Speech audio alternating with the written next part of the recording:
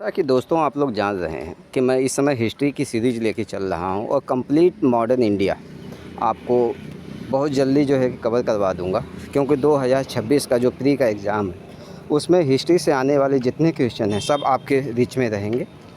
तो आज का सेशन हम शुरू करते हैं और इसमें देखते हैं।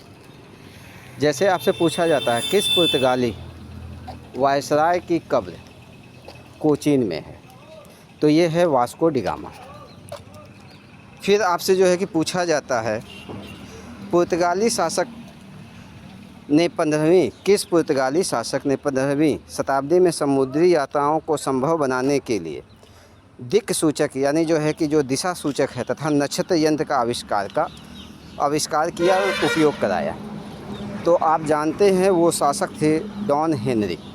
उन्होंने क्या किया था, दिक् सूचक यानी दिशा सूचक यंत्रों का आविष्कार किया और उसको जो है उपयोग कराया था। आपसे पूछा जाता है पश्चिम बंगाल की हुगली नामक फैक्ट्री की स्थापना किस यूरोपीय शक्ति द्वारा की गई थी, तो ये पुर्तगाली थे। इन्होंने जो है कि कलकत्ता का जो पश्चिम बंगाल का जो है हुगली है वहाँ पे फैक्ट्री स्थापित की थी पुर्तगालियों ने।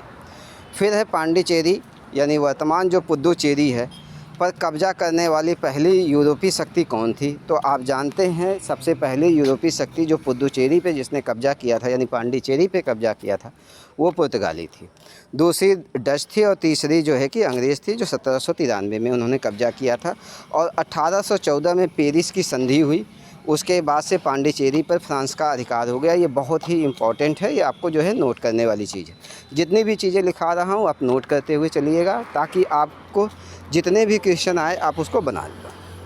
फिर है हुगली को बंगाल की खाड़ी में समुद्र लूटपाट के लिए किसने अड्डा बनाया, तो हुगली आप जानते ही हैं कहाँ पे है, बंगाल में। वहाँ पे समुद्री लूटपाट के लिए यानी बंगाल की खाड़ी में जो समुद्री लूटपाट है उसके लिए अड्डा किसने बनाया है, तो पुर्तगालियों ने बनाया। इसी कारण क्या हुआ था 1632 में जो मुग़ल बादशाह था शाहजहाँ, उसने हुगली में पुर्तगाली बस्तियों को नष्ट कर दिया था क्योंकि ये बहुत ज़्यादा लूटपाट करते थे वहाँ पे। फिर है पुर्तगाली दूत अंतानियो कैब्राल ने किसके शासनकाल में वो भारत आया। अब आप जानते हैं पुर्तगाली जो दूत है अंतानियो कैब्राल वो जो है अकबर के समय में भारत आया। फिर आपसे क्वेश्चन पूछा जाता है स्पाइस आइलैंड यानी मसाला द्वीप उपमा यानी जो है कि उपनाम पश्चिमी यूरोपीय देश एवं व्यापारी किस देश को प्रदान करते थे। आप जानते हैं कि जो इंडोनेशिया है, जावा है, सुमात्रा है, इसको मसाला द्वीप भी कहा जाता है। तो उसमें से जो इंडोनेशिया है इसे ईस्ट इंडीज़ के नाम से भी जाना जाता है और इसको मसाला द्वीप कहा जाता है। पुर्तगालियों ने इसको जो है कि स्पाइस आइलैंड कहा, पश्चिमी यूरोप के देशों ने जो है इसको स्पाइस आइलैंड कहा। फिर क्वेश्चन पूछा जाता है अफीम, सिल्क, मसाले एवं नील में से प्रारंभ में यूरोपीय व्यापारियों ने किसमें रुचि दिखाई, तो आप जानते हैं कि जो यूरोपी थे भारत में मसालों की खोज में भारत में आए थे। मसाला था, सूती कपड़े थे, यहाँ के जो धन दौलत थी, जड़ी बूटियाँ थी, उसके लिए वो जो भारत आए थे तो वो मसालों के लिए जो है कि आए थे सबसे पहले। अफीम, सिल्क, मसाले एवं नील के में से प्रारंभ में यूरोपी किसके लिए आए थे, मसालों के लिए आए थे। फिर आपसे पूछा जाता है 15वीं शताब्दी के लगभग बंगाल की खाड़ी के समूचे क्षेत्र में और विशेष रूप से कोरोमंडल से मलक्का तक के व्यापार को नियंत्रित करने वाला प्रमुख भारतीय समुदाय कौन सा था। आप जानते हैं जब तक भारत पे जो है कि पुर्तगालियों ने कब्जा नहीं किया था, यूरोपीय शक्तियों ने कब्जा नहीं किया था, तब तक चेट्टियार समुदाय का यहाँ पे दबदबा हुआ करता था और उसके साथ अन्य दक्षिणी जो पूर्वी व्यापारी समुदाय था यानी चुलिया मुसलमान थे, इन लोगों का यहाँ पे कब्जा हुआ करता था, चुलिया मुसलमानों का और चेट्टियार समुदाय का। फिर आपसे क्वेश्चन पूछा जाता है भारत में पुर्तगाली सामुद्रिक साम्राज्य को कौन सी उपमा दी जाती है, तो एस्तादो दी इंडिया। आप जानते हैं जो पुर्तगाली थे भारत में वो आए थे, उसकी कंपनी का नाम एस्तादो द इंडिया था। इसी तरह से अंग्रेज़ी कंपनी का, इसी तरह से डच कंपनी का, इसी तरह से फ्रांसीसी कंपनियों के अलग अलग नाम हैं, मैं अपनी क्लास में आपको बताता रहूँगा। फिर आपसे पूछा जाता है कि भारत में सबसे पहले और सबसे अंत में आने वाली यूरोपीय शक्ति कौन सी थी। आप जानते हैं सबसे पहले पुर्तगाली भारत में आए 1498 ईस्वी में और सबसे अंत में आए हैं सबसे अंत में यही गए हैं 1961 में।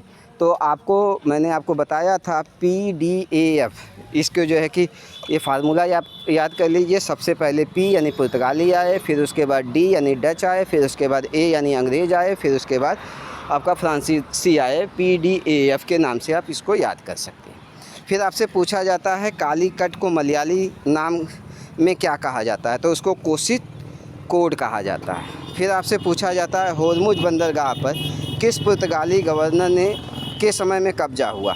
तो होर्मुज जो बंदरगाह है, आप जो है कि देख लीजिएगा मैप में, ये जो आपका क्या बोलते हैं, ये जो फ़ारस की खाड़ी है वहाँ पे है, तो उसमें अल्फांसो डी अल-बुकर के समय में कब्जा हुआ था।